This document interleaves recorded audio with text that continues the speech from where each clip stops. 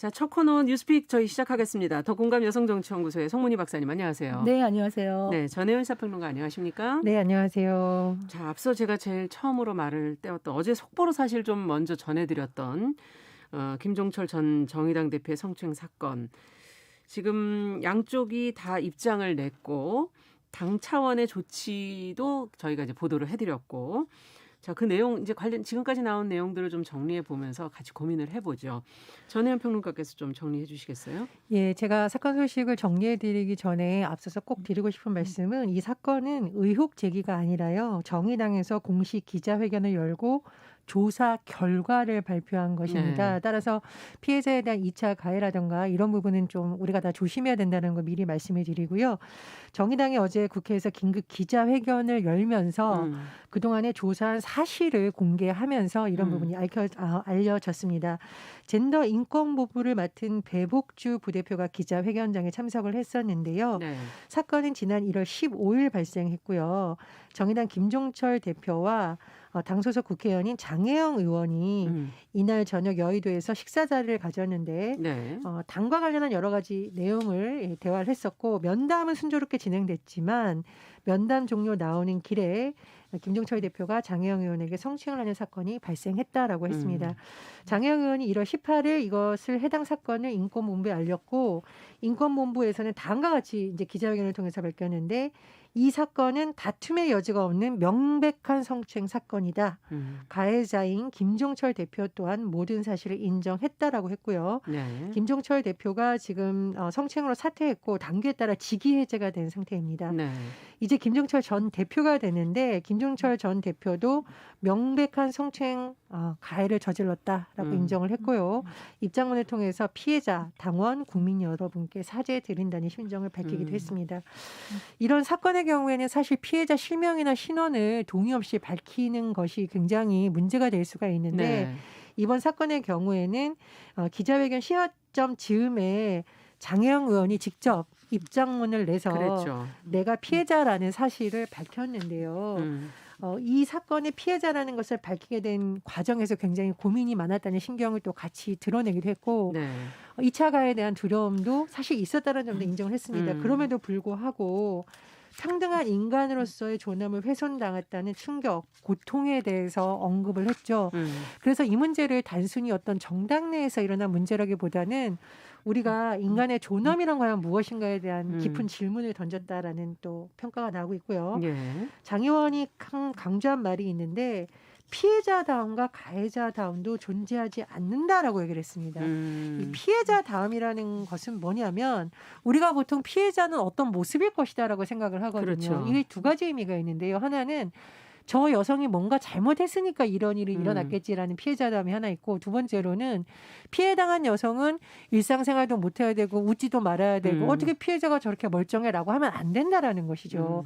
그런 부분 그리고 어떤 직위에 있으니까 설마 그런 일이 있었겠어라는 것도 존재하지 않는다라는 것입니다. 네. 그래서 성폭력을 저지르는 사람도 특정이 정해진 것이 아니고 피해자도 특정이 정해지지 않는 여러 가지 무거운 또 화두를 던지기도 했습니다. 정의당 내부에서 오늘도 아마 비공개 회의라든가 여러 가지 관련이 좀 진행 절차가 진행될 것 같은데요. 예.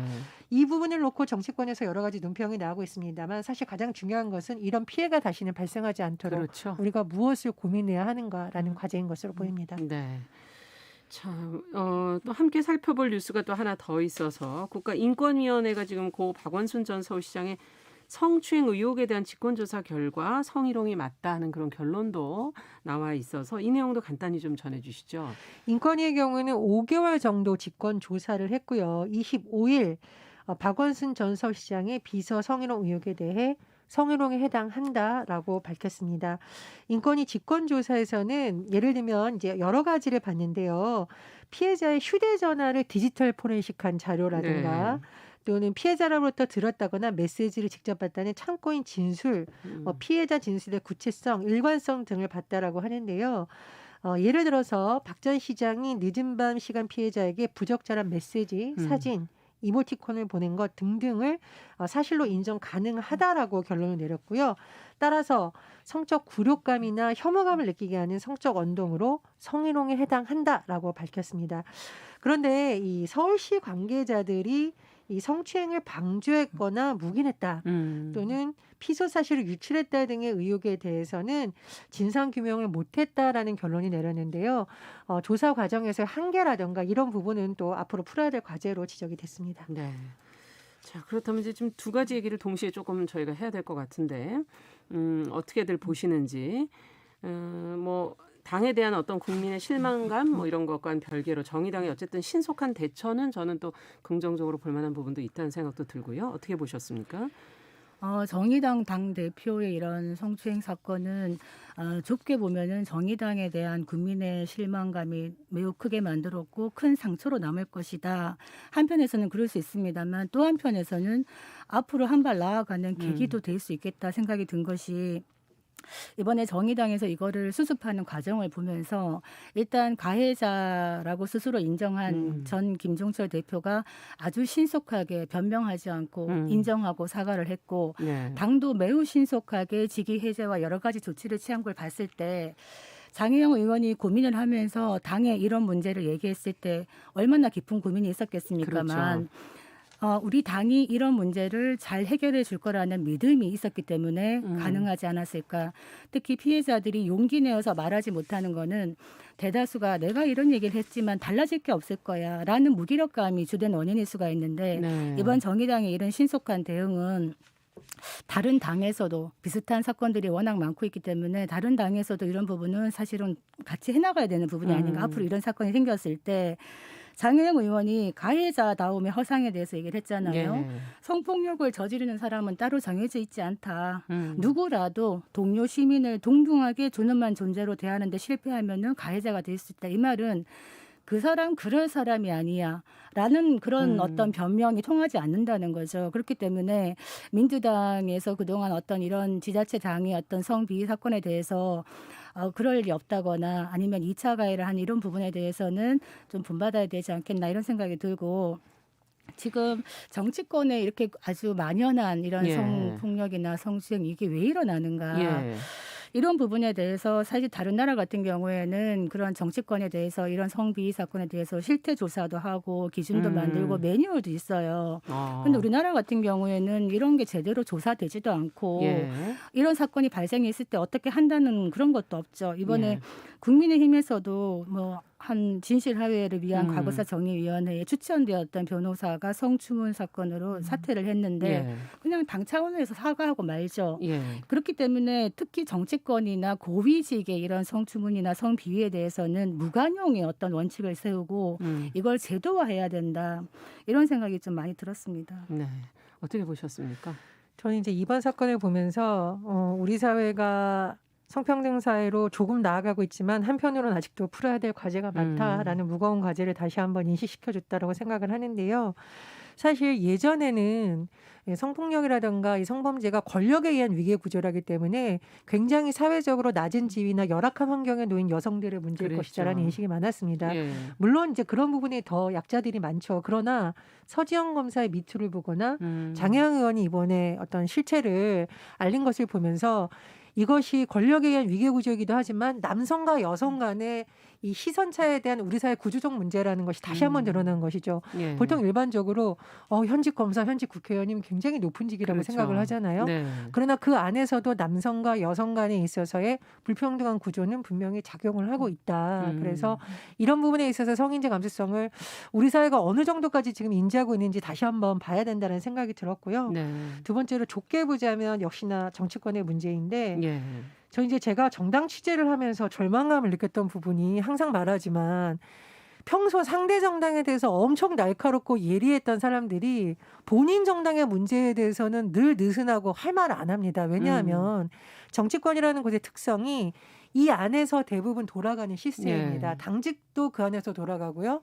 그 안에 있다가 선거 캠프에 들어가면 또 고위직으로 발탁이 돼서 가기도 하고 그렇다 보니 이 안에서 뭔가 본인이 폭로한다던가 또는 피해자의 입장에 섰을 경우에는 소위 말하는 따돌림의 대상이 될 수 그렇죠. 있다는 두려움이 공존했다는 거죠. 네. 그래서 정치권에서 그런 문제를 없애는데 상대방을 비판할 것이 아니라 우리 정당부터 좀 돌아보고 개선하는 계기가 되길 좀 간절히 바라고요. 네. 말씀해 주셨듯이 정의당의 당대표가 이런 것을 했다라는 것은 그동안 소수와 약자를 대변했고 성평등을 주장했던 정당으로서 정말 깊이 반성하고 성찰해야만 합니다만 그래도 장혜영 의원이 이 진실에 대해서 밝히고자 했을 때 누군가를 믿을 수 있었고 그 믿는 사람들이 조사 결과를 근거로 당대표를 직위 해제했다라는 거는 다른 정당에서 과연 우리는 그렇죠. 이렇게 했을까 돌아봐야 될 부분이라고 생각을 합니다. 네. 그 피해자다움이라는 얘기를 또 한 번 생각해야 되는데 장혜영 의원이 참 묵직한 질문을 던졌거든요. 예. 피해자다움도 없다, 존재하지 않는다 얘기하는 게 피해자다움이라는 게 보통 이제 2차 가해로 쓰이는 겁니다. 피해자라고 얘기하는 사람에게 어떤 얘기를 하냐면 왜 빨리 그 당시에 즉시 신고하지 않았어? 그렇죠. 라든지 피해를 당하고도 어쩜 그렇게 생활을 그냥 일상적으로 했어? 이런 거가 사실 2차 가해거든요. 장혜영 의원이 이런 얘기를 합니다. 저는 사건 발생 당시부터 지금까지 마치 아무 일도 없는 사람처럼 굴기 위해서 최선을 다했다. 이런 얘기를 하면서 이런 고통에 대해서 그렇지만 내가 얘기함으로써 자유로워지고 나는 일상으로 복귀하고 싶다. 이것이 네. 사실 가장 기본적인 원칙이거든요. 그래서 앞으로 이런 2차 가해 부분은 다시 한번 생각해야 될 부분이고 지금은 또 박원순 성희롱 사건 인권위 결과 관련해서 경찰도 무혐의로 됐고 사실 뭐 피해자는 있다고 하는데 가해자는 없어버리는 이런 결과가 나왔는데 서울중앙지법에서 그 피해자의 다른 성폭력 사건에서 이런 말을 했습니다. 판사가 피해자가 박원순 성폭행으로 상당한 정신적 고통을 받았다는 건 틀림없는 사실이다. 이렇게 먼저 중앙지법에서 인정을 했기 때문에 아마 인권위에서 이번 직권조사 결론 내리는데 좀 부담감은 덜하지 않았나 싶은 생각이 드는데 눈여겨봐야 될 부분은 이런 부분입니다.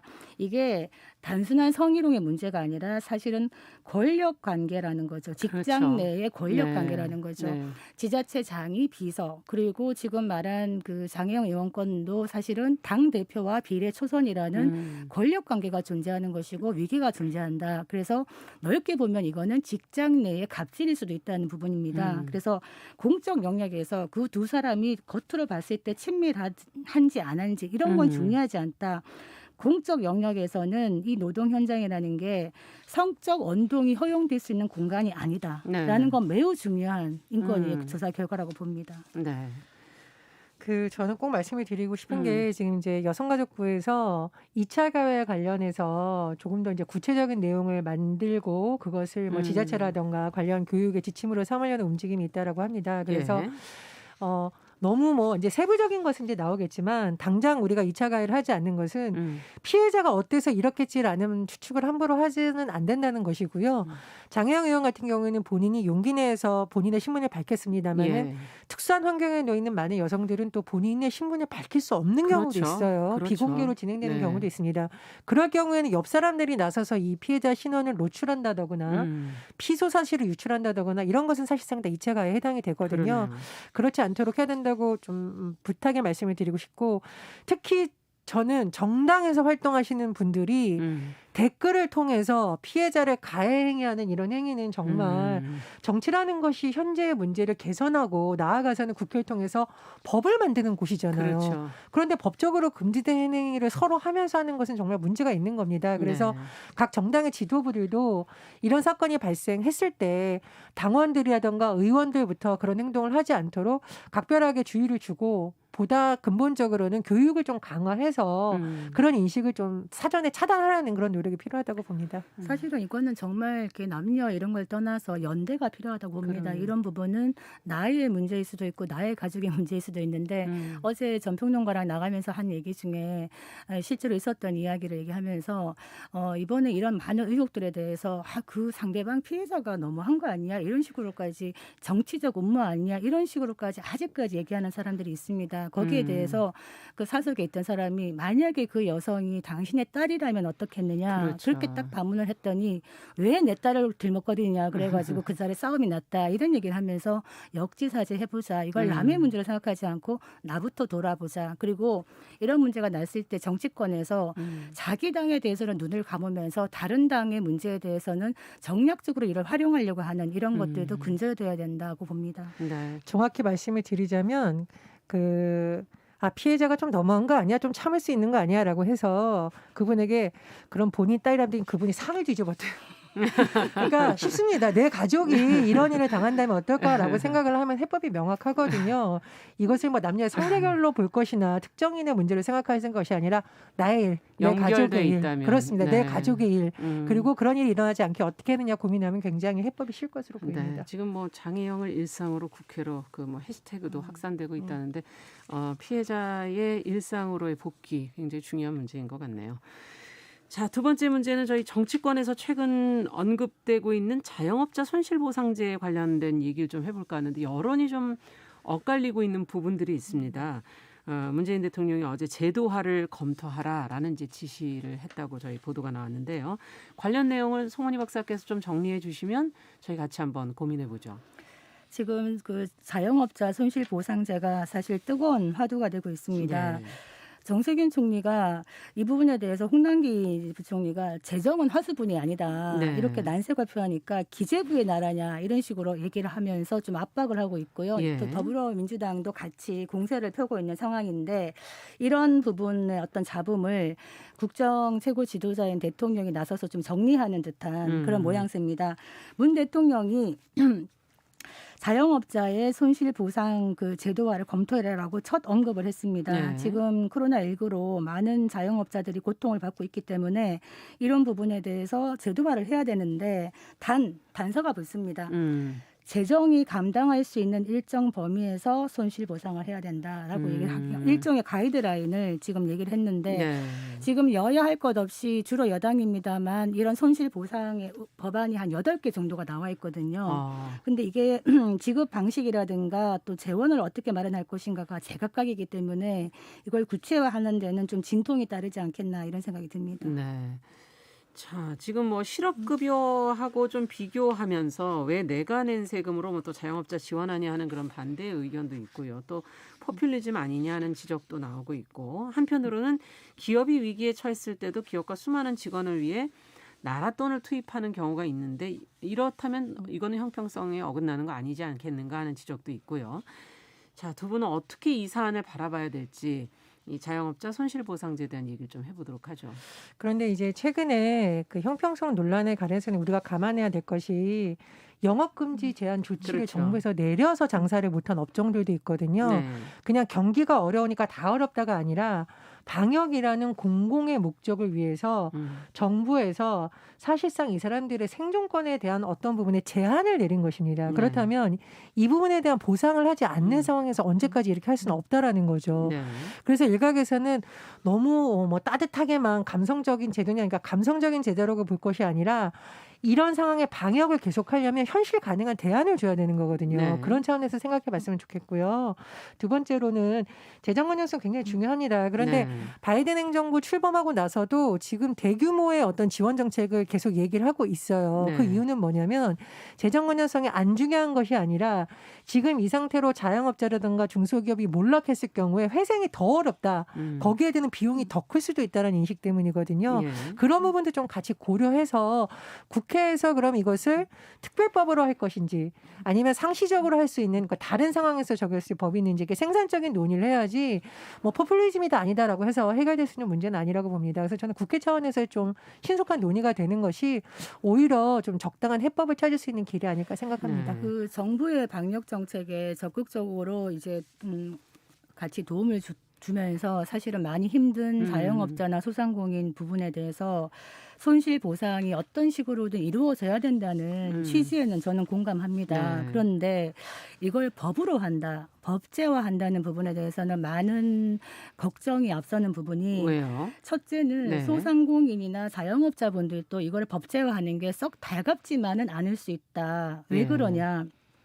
법제화를 한다는 거는 시간이 걸립니다. 예. 그리고 일단 경직되기가 쉽죠. 예. 그렇기 때문에 이 법제화 과정이 지지부진해졌을 때는 이분들이 생존의 위기에 처해 있는데 골든타임을 놓칠 수가 있다. 그리고 법제화했을 때 기왕의 기존의 어떤 손실에 대해서는 소급표가 인정이 안 됐을 때는 보상을 못 법이 받는 대부분 거죠. 소급 효과가 없죠. 그렇기 때문에 예. 많은 다른 나라에서 이런 걸 법제화한 선례가 없다고 홍남기 부총리 얘기하고 있는 것은 법제화보다는 그때 적실한 아주 신속한 어떤 지원의 패키지 형식으로 가는 것이 맞지 지원 정책으로 가는 것이 맞지 이걸 꼭 법으로 어떤 입법화하는 거에 대해서 난색을 표하는 것이거든요. 네. 또 하나 물론 당장 굶고 있을 때는 재정을 풀어야 됩니다. 그런 부분은 동감을 하지만은 마냥 풀 수만은 없다. 네. 왜냐하면 내년에 벌써 그 나라 빚이 한 1,000조를 넘어간다고 하고 있는데 올해 네. 벌써 956조거든요. 네. 그러면 결국 이 재정의 나라 빚을 감당할 거는 결국 국민이 될 수밖에 없기 때문에 네. 돌아온다. 이 빚을 갚을 것이. 예. 그래서 이런 부분에 대해서도 걱정이 안 될 수가 없는 것이고 손실 보상의 기준을 그럼 어떻게 정할 것이냐. 예. 자영업자들에 대한 근로자들의 불만은 일단 하나입니다. 이분들은 소득 탈루율이 그러니까 소득을 탈세하는 것이 48%에서 49%에 이른다. 이런 통계가 나오다 보니 근로자들은 유리지갑인데 원천 징수 다 돼서 가는데 이분들은 소득도 잘 잡히지 않는데 코로나로 인한 소득 손실인지 어떻게 정확히 손실을 알 수가 있느냐 또 이런 의문을 제기하는 것이기 때문에 손실 보상을 하더라도 이런 기준을 정확하게 정하는 것은 이런 갈등을 줄이는데 매우 중요하다 이런 생각이 듭니다. 지금 이제 민주당 이동주 의원실이 한국신용데이터 통계를 해서 통계를 공개를 한 바 있습니다. 그러니까 영업 제한 조치가 2020년 12월 내려진 기준으로 봤더니 집합금지 대상 주로 업종 위주로 해봤더니 뭐 노래방이 전년 같은 기간에 23%, 뭐 오락실 24%, 목욕업 25% 등등의 통계가 있으니까요. 그런 좀 세부적인 방안은 예를 들면 뭐 국세청 자료를 근거로 한다던가 뭐 건강보험이라든가 여러 가지 사회제도와 연동된 소득을 파악하는 지금까지 기준으로 소득으로 나왔던 부분에서의 그렇죠. 기준. 만약에 소득을 신고 안 했다면 오히려 소득이 적게 잡혀 있는 거니까 그렇죠. 그건 본인의 규칙 사유가 있는 것이기 네. 때문에 그런 식의 방법을 좀 도입하면 어떨까 싶고요.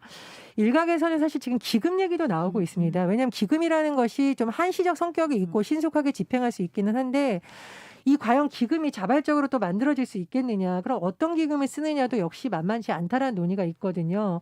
그리고 국회에서 어떤 것을 지원해 주기 위해서는 관련 법이 없는 상태에서 지원을 했을 때 과연 이것이 또 현장에서 집행될 수 있을까요? 논란도 있거든요. 그럼 이게 지자체의 책임으로 돌아가는 것이냐. 책임 소재도 있기 때문에 법으로 명시해 주지 않으면 공무 과정에서 혼란이 있을 수 있다는 지적도 있습니다. 네. 그래서 그런 부분도 좀 정치권이 또 다른 또 감안해서 팬데믹이 왔을 때는 또 그럼 이 기준으로 하게 되는 것이기 그렇습니다. 때문에 그것도 굉장히 신중해야 될 부분이 아닌가. 그리고 하는 이제 생각도 법이 드네요. 아니라 지자체적 상황에 맞췄을 경우에는 빈익빈 부익부익 논란이 또 일어날 수 있어요. 네, 그랬더니 그렇죠. 어쨌든 저는 정치권에서 이 문제를 머리를 맞대고 해법을 내야 된다 이렇게 생각을 합니다. 네, 알겠습니다. 뭐 100조를 마련한다는 게 쉬운 문제가 아니기 때문에 그러니까요. 정말 신중해야 될 것 같습니다. 네.